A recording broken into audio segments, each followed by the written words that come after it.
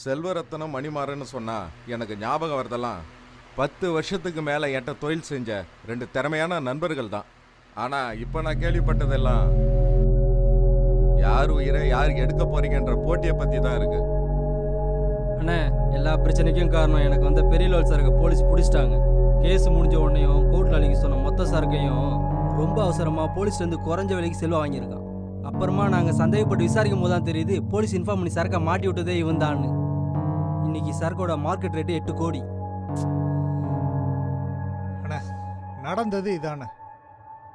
கொஞ்ச நாளைக்கு முன்னால் டிபார்ட்மெண்ட்டில் இருக்கிற வேண்டப்பட்ட ஒருத்தர் என்கிட்ட மாட்டிக்கிட்ட சரக்கு இருக்கு, கோர்ட் அதை அழிக்க சொல்லிடுச்சு, நீ அதை வாங்கிக்கிறியான்னு சொல்லி என்கிட்ட கேட்டாருண்ணே.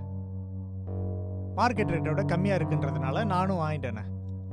மற்றபடி அது மணியோட சரக்குன்னு தெரிஞ்சு பிளான் பண்ணிலாம் எதுவும் செய்யலைண்ணே.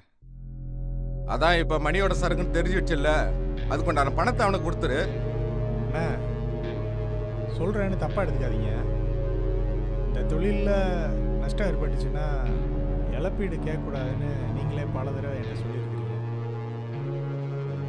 நடந்தது பிஸ்னஸ், அதனால் இந்த விஷயத்தில் என்னால் எதுவும் செய்ய முடியாதுண்ணே.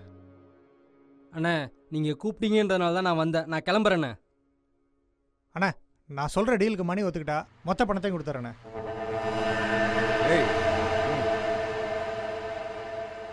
தமிழ் அரசை சாகணும். இதுக்கு நீ ஒத்துக்கிட்டீங்கன்னா உன் சரக்கு கொண்டாட பணம் மட்டும் இல்லை, நமக்குள்ளே இருக்க எல்லா பிரச்சனையும் இதோட முடிச்சுக்கலாம். என்ன சொல்கிறேன்? யாரு தமிழரசன்? அவன் உள்ளே இருக்கும்போது பழக்கணும். இப்போ எதுக்கு இந்த பிரச்சனையில் தேவையில்லாமல் தமிழை உள்ளே கொண்டு வரேன்னு எனக்கு ஒன்றும் புரியல. அன்னைக்கு அவன் குடிச்சிட்டு தான் வண்டியை ஓட்டணும். அவன் தான் வண்டி ஓட்டினான்னு உனக்கு யார் சொன்னான்? தமிழ் தான் சொன்னான். என்கிட்ட என்ன சொன்னான் தெரியுமா?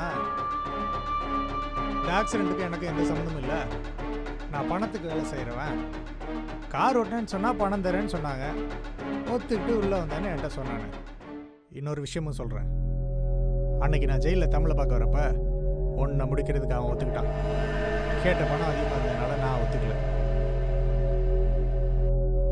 நான் மட்டும் ஒத்துக்கிட்டு இருந்தேன்னா என்ன நீ உட்காந்து பேசிகிட்டு இருக்க முடியாது.